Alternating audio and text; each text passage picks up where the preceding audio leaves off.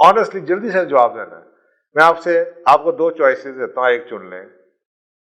میں آپ کو اگلے 30 دن تک $10,000 روز دوں گا, یا 1 پینی دوں گا ہر روز جو ڈبل کرے گی اپنے آپ کو. کیا لیں گے آپ؟ اور 1 پیسہ پہلے دن میں وہ پیسہ ہے, اور 30ویں دن میں وہ $5.3 ملین ہے.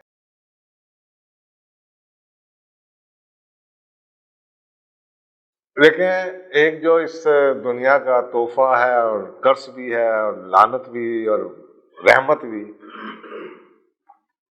وہ ایک ٹرمینالوجی بولی جاتی ہے, کمپاؤنڈنگ.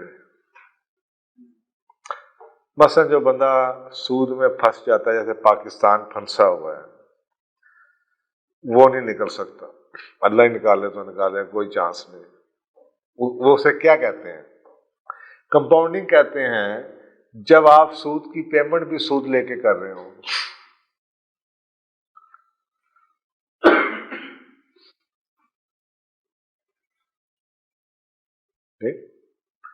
جو پھنس گیا بس پھنس گیا. اب یہ چلیں, ایک چیز تو ہے جو انہوں نے ہمارے سر پر دنیا میں تھوپ دی ہے, کمپاؤنڈنگ سے وہ کماتے ہیں. اب آپ سوچیں کہ جیسے آپ کے کریڈٹ کارڈ کی بل آتے ہیں, ایسے ہی آتے ہیں کہ اگر آپ نے 1 مہینے پوری قسط نہیں دی, اس پہ آ گیا 39% اس پہ ڈال کے, تو اگلے مہینے پھر نہیں دی, تو اب اوریجنل اماؤنٹ پلس پچھلے لیٹ پیمنٹ پلس 39% پلس اگلے, اس کے اوپر سب کے اوپر پھر 39% لگ جائے گا. تو اس میں سے آپ نکل نہیں سکتے. ایک بندہ جس نے اوریجنل جو پرنسپل اماؤنٹ کا وہ 10% نہیں دے پایا, وہ اتنا اس کا سود ڈال کے کہاں پہ دے پائے. لیکن اس میں سے ایک سبق بھی ہے کہ یہی کمپاؤنڈنگ دوسری طرف بھی تو چل سکتی ہے. ٹھیک ہے, ہم سود نہیں لیتے, ہم مسلمان ہیں, نام دیتے ہیں, لیکن یہ کمپاؤنڈنگ کا کانسیپٹ تو بڑا زبردست ہے.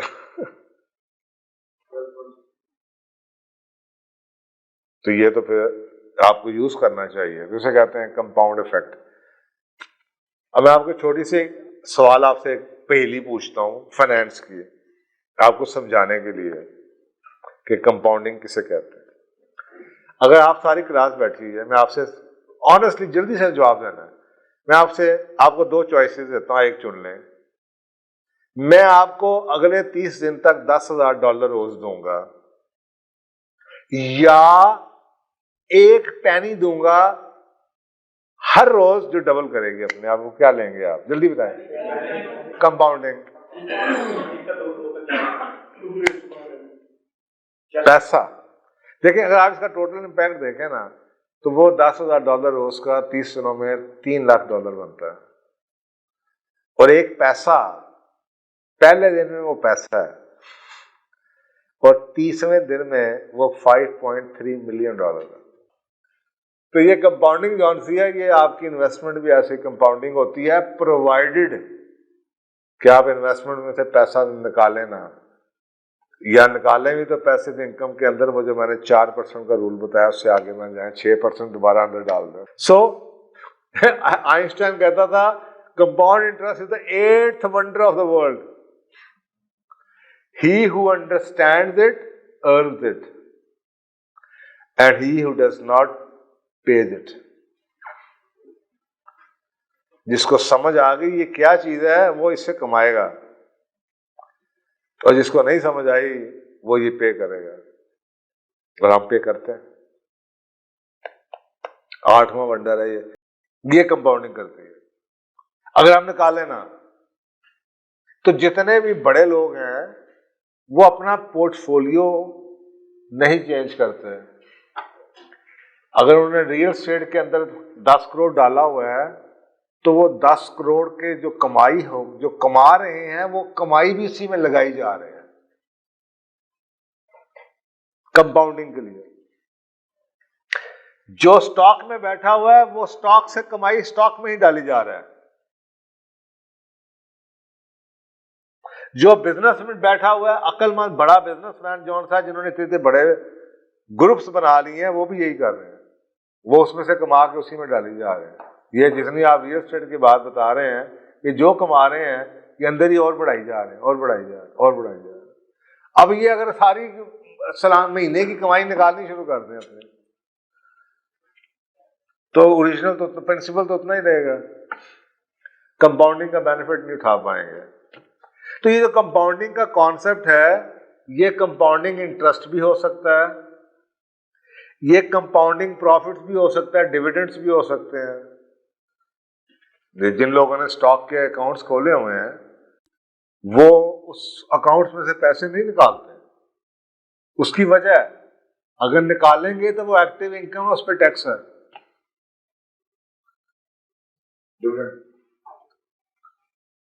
گین ہو گیا نا، کیپٹل گین ہے۔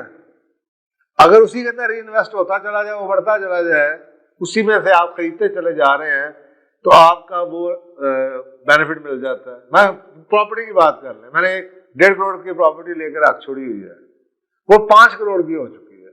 اگر میں 1.5 کروڑ کی بیچ کے 2.5 کروڑ کی دوبارہ خریدوں تو جو میں نے 1 کروڑ روپیہ پروفٹ کمایا اس میں کیپٹل گین ٹیکس بھی دوں۔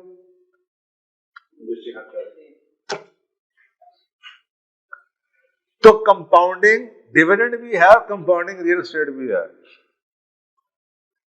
تو اسی لیے جو لوگ کما رہے ہیں اور اپنے آپ کو فری، وہ they are getting the best out of the compounding principal, کہ leave the investment in its original portfolio unless آپ کے گول چینج ہو جائے۔ اگر اس میں سے کمایا اسی میں ڈالی جاؤ، اس میں سے کمایا پڑے رہنے دو، پڑے رہنے دو۔ آپ کو سوچیں 30 لاکھ کے اوپر اینول ریٹرن کیا ہوگا اور 18 کروڑ کے اوپر اینول ریٹرن کیا ہے، پیسیو انکم کہاں پہ چلی جاتی ہے؟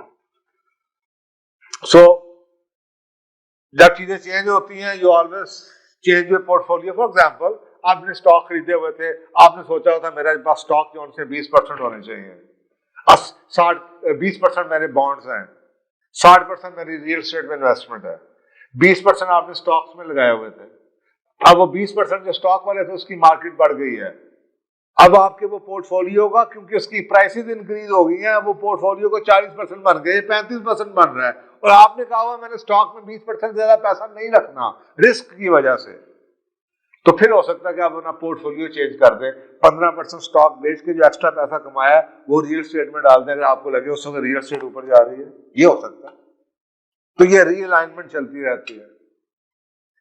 تو اس لیے کہتے ہیں کہ اپنی انویسٹمنٹ کے ساتھ نیور، جو عقل مند انویسٹر ہے وہ کبھی بھی he will never fall in love with investment کہ یار نہیں میں، اس کو اگر لگ رہا ہے کہ یہ میرے پورٹ فولیو سے اوپر جا رہی ہے، میرے گول سے لینا جا رہی ہے، میری ضرورت نہیں رہی، تو اس کو چینج کر لیتا ہے۔ لیکن چینج صبح شام نہیں ہو رہا ہوتا، یہ کوئی 3 سال کے بعد، سال کے بعد، 2 سال کے بعد، 4 سال کے بعد کوئی میجر چیز آتی ہے۔ مثلا آج کل لوگ یہ کر رہے ہیں، تو اس لیے یہ چلتا رہے گا۔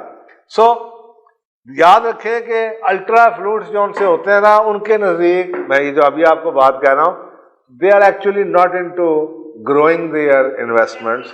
وہ اسٹیج پہ آ جاتے ہیں کہ ان کا بیسک آبجیکٹو یہ ہوتا ہے کہ کسی طریقے سے جو ہے اس کو بچا لو یار۔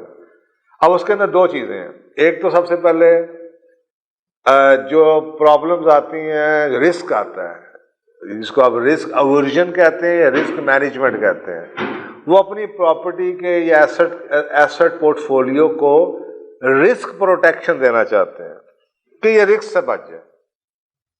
تو اس لیے وہ نہیں چاہتے کہ سارے پیسے ساری ایک ہی ٹوکری میں رکھ دیے جائیں، سارے اسٹاک میں لگا دیے جائیں، سارے بانڈ میں لگا دیے جائیں، سارے کرنسی میں لگا دیے جائیں، سارے ریئل اسٹیٹ میں لگا دیے جائیں، تو وہ ایسے کرتے ہیں۔ ایک تو چیز یہ ہوگی۔ دوسری جو چیز ہے وہ ہے کہ ان کا جو ٹیکس، کہ کسی طریقے سے وہ کام کیا جائے جس میں ٹیکس سے بچ جائیں۔ پاکستان جیسے ملک میں آج تک دنیا سے ہر جگہ ٹیکس کم ہے، بزنس کے اندر، انویسٹمنٹس کے اندر۔ امریکہ جو ہے میں بہت ٹیکس ہے، تو ہمیں تو تکلیف اس لیے ہوتی ہے کہ ہمیں عادت نہیں ہے، ہم دیتے نہیں ہیں، تو جب دیتے نہیں ہیں تو آپ سے 2 روپے بھی لیں گے تو آپ کو تکلیف ہوگی۔ لیکن جب جو لوگ انٹرنیشنل انویسٹرز ہیں جب وہ کمپیریزن کرتے ہیں باہر کی مارکیٹ سے تو ان کو لگتا ہے کہ پاکستان واز ہیون.